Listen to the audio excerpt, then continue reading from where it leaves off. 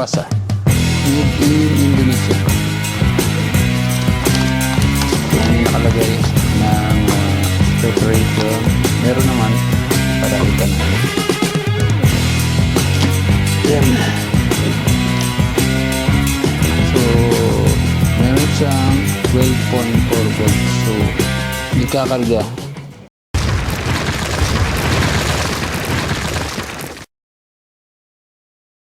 Yun, alright mga pengus. Welcome ulit sa another episode. For today's episode ay mag-activate tayo ng battery. Naka-separating acid. So, step by step yung ating gagawin.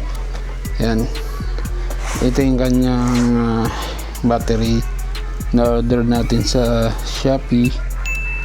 Na-order natin kay Promax Trading Corporation. Yuasa battery YTX-BS. SRP price 2,705. Then may voucher ang Shopee. Bili natin ng 2,082. 623 pesos yung discount. Buksan natin. So, meron ditong naka-price or date na manufactured 21 November 2025. Legit naman. Ito yung nasa box, yung bolt and nuts, yung acid, separate, may manual, and battery. Yan. Yuasa. Yun ang appearance. Made in Indonesia. Mabigat din, mga 3 kilo. Yan. Ito yung box niya. Yan. Yun ang nakalagay. Tapos, i-activate natin. Meron siyang nakalagay dito, sticker. Manufacturers at Yuasa Battery Indonesia. Jakarta, Indonesia. Importer Promax Trading Corporation, Pasay City. So ito ay si Yuasa Philippines. May procedure yan.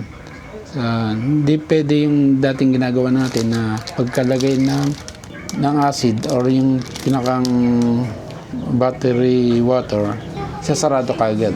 Meron yung yung curing time. Ito yung procedure ng pag-activate. Number 1, prepare the battery. Number 2, fill with electrolyte. Number 3, install bottle upside down, pataob siya. Pag nilagay mga acid, wait mo siya ng 30 minutes to 60 minutes para bago takpan. Then seal the battery, then charge. Yan, buksan natin to. Yan. Danger sa eyes, sa balat. Kailangan may gloves kayo. Then tanggalin nyo to. Yan. Huwag nyong tatanggalin to. Baka tumapon, sayang lang. So tignan ka muna yung manual kung may nakalagay ng preparation. Meron naman. Merong ibang language. Hanapin natin yung English. Yan. Ito, English. Number 1, preparing the battery. So, yeah, prepare na. Let the battery stand on the level surface. Yung pantay lang. Hindi siya pwedeng nakaganon. Hindi siya pwedeng nakatagilid sa lapat. Tapos, yan, aalisin natin to. And alisin na natin. Takip. Ito, takip na to. Yan. Di ba dito kanina nakaganyan? Alisin natin dito. Yan. So, number 3, procedure for filling battery with acid. Yan. Gagawin natin, pataob. Ganito na lang. Para kita natin. Then, i-press natin. Yan. So, antayin natin mababa. Di natin siya pwedeng tusukin. So, number 4 na yan. Checking the electrolyte flow. Make sure the air bubbles are coming up. So, stated in the tree. Yan. Yan na yung bula tumatas. Yan. Hanggang mamaya, hintayin natin bumaba. Maganda yan. Meron siyang devil dito. Yun. Para pantay yung pagkaubos. So, number 4. Hintayin natin maubos yan. Up to 20 minutes. Yun. Alright. So, hanggang dito na. Nasa baba na. Wala pang 20 minutes. Bababa na. Siguro mga 10 minutes lang. Ang ganda itong may separating acid niya. Para kahit na medyo natambak yung battery sa seller, hindi kagad magsisimula yung yung lifespan. Pag nilagay natin yung acid, saka lang mag-start yung lifespan nito. Nasa 3 to 5 years yung lifespan na battery. Basta healthy. Yan, okay na. Ito may tunog. Sabihin, ubos na. So, number 5, pulling out the container. Okay. Number 6, sealing the battery. Fill the strip of cups. Light into the pillar points. Ito yun. Punta dito. Ano ito? Ipe-press down na lang to. Pero, di ko muna siya ilalagay. Sundin natin na sa internet. Yung wait and absorb. Remove the empty bottle. Let the battery sit for at least 30 to 60 minutes to allow fiberglass mats to fully absorb the acid. Yan. I-absorb niya yung acid. Kailangan nating i-recurring. So ngayon, nararamdaman ko yung kanyang battery nag-iinit. Hinihipo ko ito. Nag-iinit niya. Kailangan magantay tayo ng 30 minutes bago natin takpan or bago natin install yung ating bagong battery sa ating C6R. Ito yung battery natin. Pero tayong i-discuss yung lifespan ng battery. 3 to 5 years once activated and installed. Yan.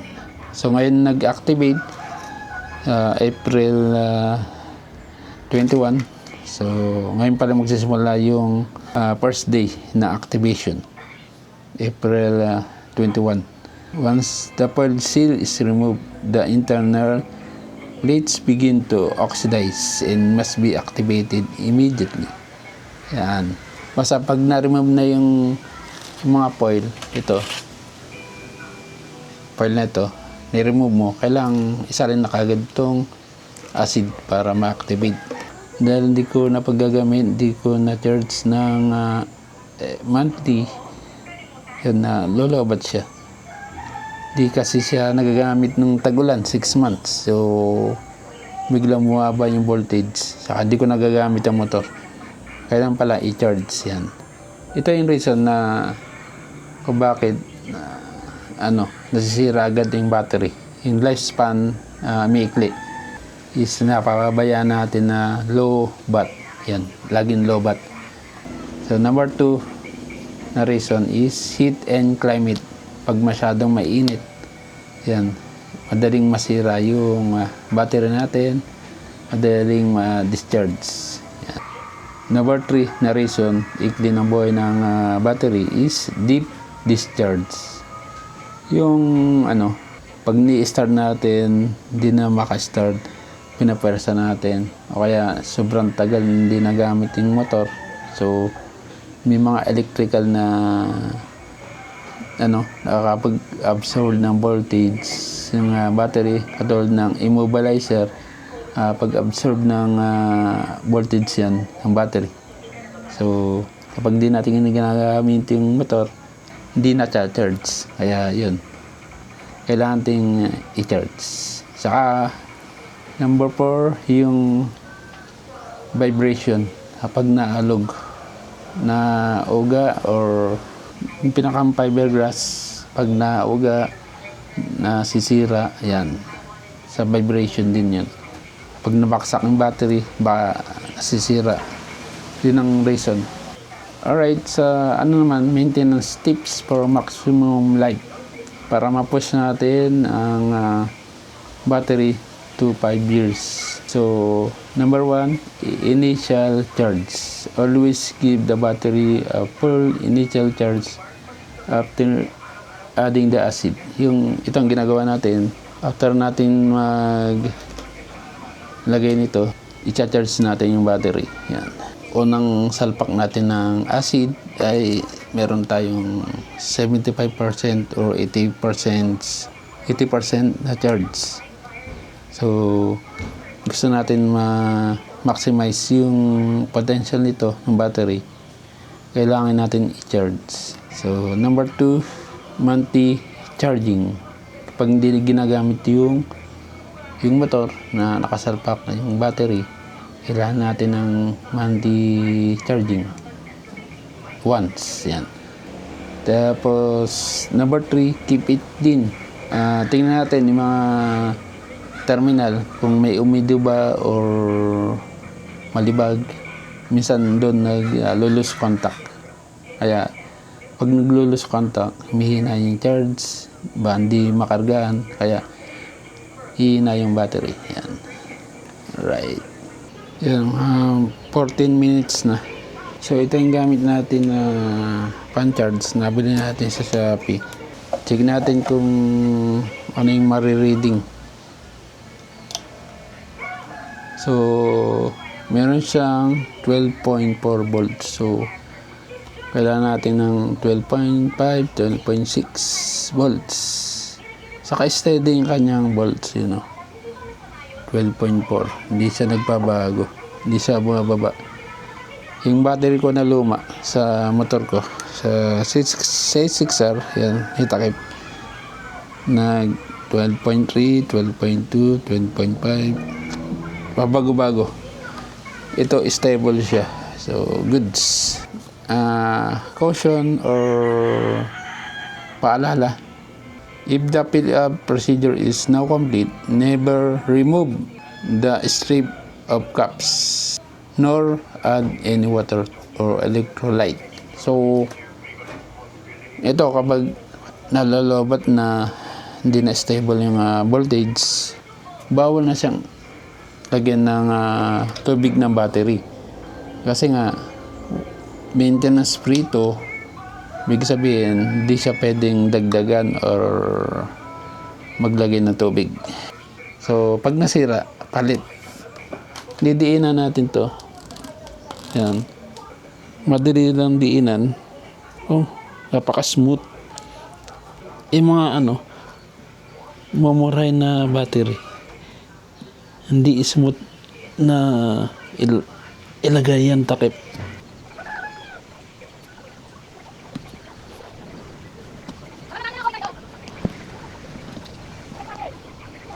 And alright, so nalagay na natin.